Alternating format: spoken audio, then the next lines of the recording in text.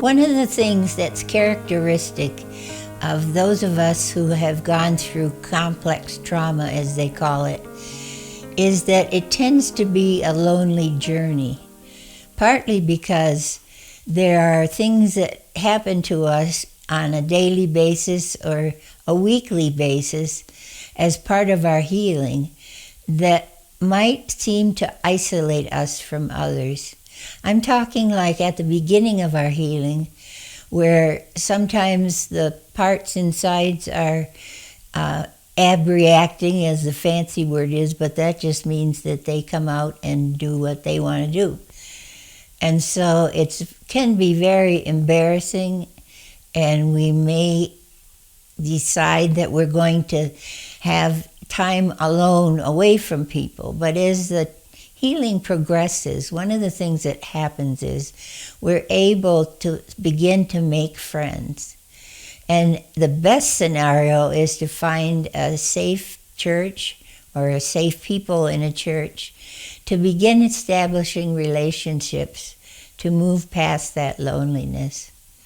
A lot of what we know in terms of skills of how to interact with people comes from watching people themselves. I think I've used the example in other Tiny Talks that when a new baby would be brought into the church nursery, I was really astounded, that would probably be the word, because I could see the other ladies going all gaga over this baby and talking baby, and everybody wanted to hold the baby, and I thought, I don't want to hold the baby. I had no training, no emotional training in that area, but as I watched the other mothers and what they were doing, I began to, in a sense, imitate them. And that was another step up in my healing, because emotionally I was learning. Relationships can teach us a lot about our journey, about ourselves, about other people. But we wonder, what skills would we need to begin to tell people the part of our life that is usually kept secret, the part where we have DID in our background. One of the things, the word that comes to mind is the word intensity, because our lives are very intense. And while some people might be discussing their fear of not being able to find the right slippers for somebody at Christmas, in our world, we're just fighting for spiritual freedom, or we're emotionally overwhelmed. So our life is very intense, and I think that's really important to realize, because when we approach telling others that we have DID, we're not talking about going and telling lots of people. We're talking about asking God to find that one safe person that we can begin interacting and sharing their life, finding out about them, as well as ourselves. Well, the safe person, what do we need to do as we begin to talk about DID? They may, in a church situation, come up and introduce themselves. They may say something like, well, can you tell me, are you from this area? And if we would say no or yes, and they might say, well, tell me a little bit about your family. Well, that's a dangerous, loaded question, isn't it? We need to find a way to describe our past in a non-intense way. What I recommend is planning ahead, maybe 2 sentences that we can use to talk about our background without scaring everybody. Something like, well, in my case, I decided my sentence was, well, I don't see my family that much anymore. They live back east. There I was telling something truthful about my family, but I wasn't revealing anything about the DID. Or you might say, if they ask a second question, it's like, well, that's unusual. You haven't been back there? Just saying, well, I've been pretty busy here. I've been here for 6 years. So you've got a couple sentences in your mind so that when someone asks you about your past, you can begin to reveal your past, but not do what I call submarine dive. Submarine diving is when you meet somebody and you say, "Hi, I'm an incest survivor." That's submarine diving, going down to the bottom of the ocean, and you can imagine the look on somebody's face. They weren't really prepared for that sentence. So being careful to start slowly is important. But where would you start?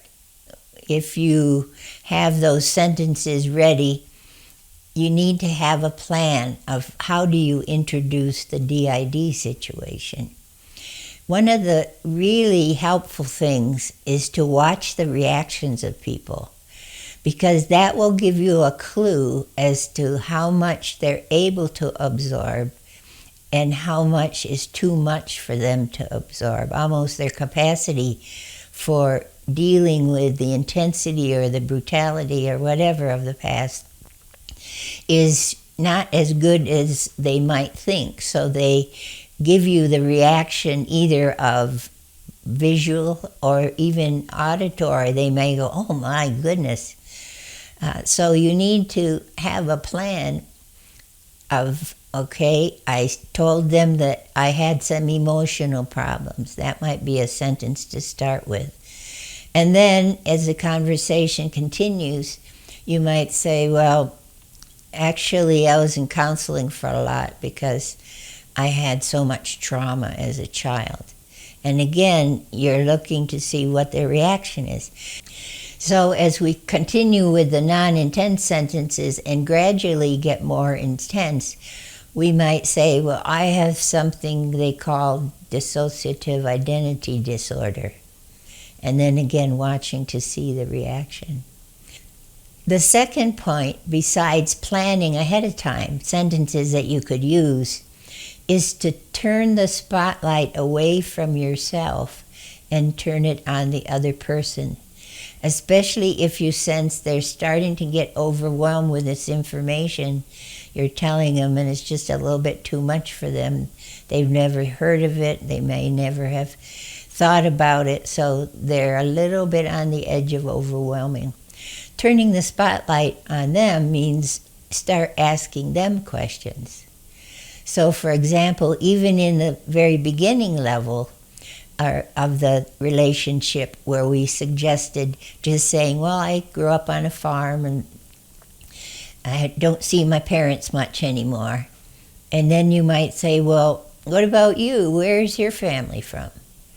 So you've diffused some of the intensity in what's the conversation and what's being said to help the person, give them time to begin absorbing a little at a time the truth of what you're telling them. Starting with sexual abuse is a good place to start in the conversation with a safe person, because nowadays, what is it, 1 in 4 women have been abused. It's probably more than that because so many people weren't able to come forward and talk about it.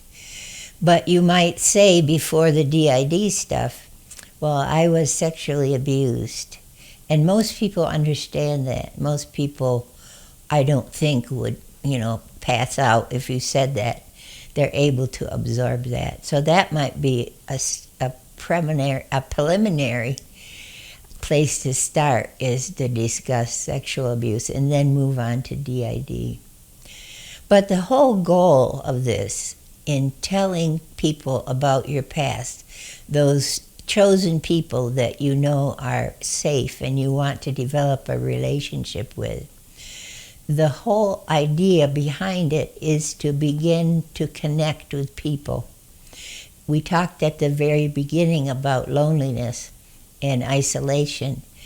And as we find those that we can trust and share what's happened to us in the past, we really can move forward in our healing, because relationships with caring people are really important in terms of developing skills that we didn't have, social skills, for example.